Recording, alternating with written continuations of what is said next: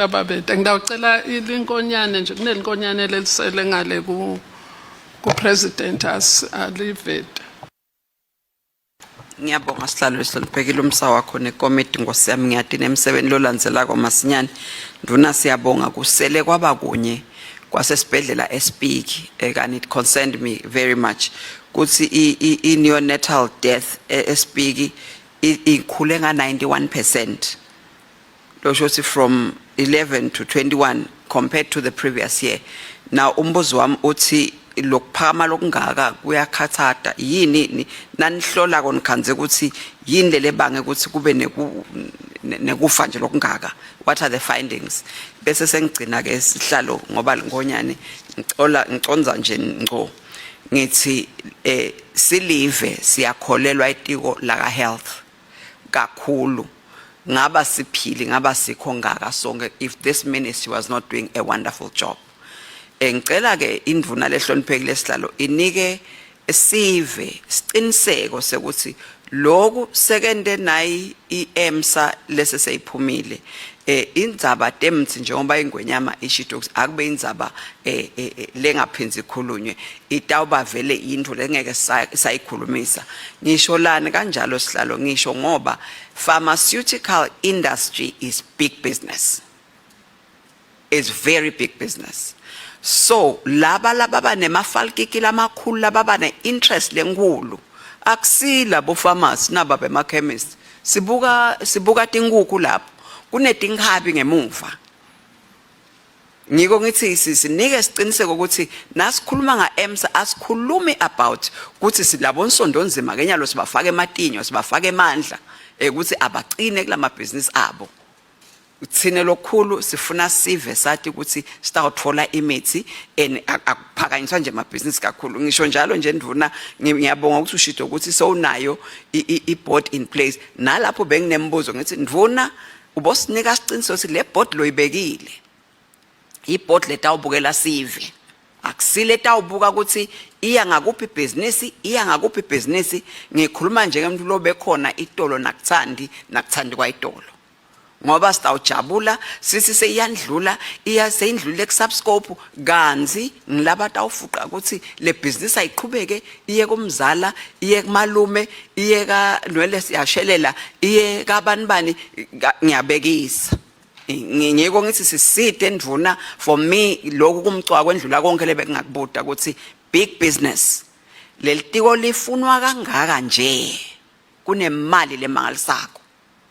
Lelitiko leli libe khona nangiche wethu utelwe khona laveni lelitiko leli ncumbi yethu la ngisho nangu Senator Ike lesivile namhlanje ngisena Senator Ike watalwa khona la likhona lelitiko but sibone in the past 2 terms lelitiko ngathi seli hot potato selijikwe etulu ngoba seliyabona linemali leningi ngiko ngithi ndvuna uNkulunkulu uyawunikhulumisa nelitiko la health ukuthi nende njani nabo uyeva kulento yakwehlula nyalo nje ubutile lomnye umfana enkosi la wakhuluma ngekususpendwa nebe ngidayiconisa ku-PS mane ke akakhuluma PS la ukuthi PS kunjani ususpende bani ngalapha yabaholela kwende njani cetha ngabo tofaka labanye abantu noma cetha ngabo batochubeka nabe bachubeka then lo mbuzo uthi liphethwe ngini lelitiko noma niphathelwe niliphethe yini indvuna na PS nalabo director bonke noma runaway train le nani nibona ukuthi sekulapha sesibambe lapha nathi noma kusasa kungasuspendwa wena. Ngiyabonga sihlalo umsa longaka. Thank you. Siyabonga intervention lemadima kangaka vele beyitsingeka nekureviewa nje mina khona lengufutfole ngelifastelo kureviewa kwemaholo abocu so longo sami ngiloko kude nje ukuthi kumane kube khona lokwentiwako nenzaba yetrainer labantu labani maintainela equipment yesibhedlela hayi lokuthatha boma electronics nabo electrician babe special bese lenye yekugcina ngci indzaba yekubuka indzaba ye-psych center ukuthi mangake kungagula nje munye wethu ungavuma yini ukuthi bakufake kule ncumbi ngoba kufanele kube nema sections and section ukuthi lo mild lo heavy lo kanjena wona sengine executive tawufike le executive ifake lapha ngima nje lapho ngibonge nekubeketelelwa ngini kakhulu ma senators nani nonke ngicabanga ukuthi umhlangano sesingawumisa lapho sicele nje indvuna sayitawuvele iphendule konke lokho sitawucela ukuthi by Thursday ibe sevele imphendulo setifikile donke ngala ngoba sikunkwevele bekunene nathi kufuna sisheshe establish ngisangishilo njalo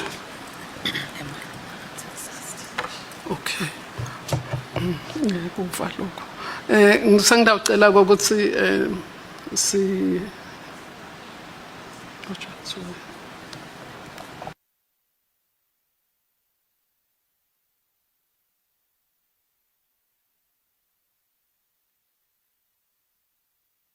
Okay, ngicela ukuxolisa namhla it's Tuesday. Ngidawucela ukuthi end of Wednesday noma extend Thursday nibe senisilethele ngoba kufuna establish on Friday. Stokwati ku review mhlambe during the day on lokanyana. Ngiyathemba ukuthi kutakwendeka lokho. And I will call the meeting ukuthi it's urgent. Sibonga uNkulunkulu ukuthi utawamba nani nethu sigcina. Amen.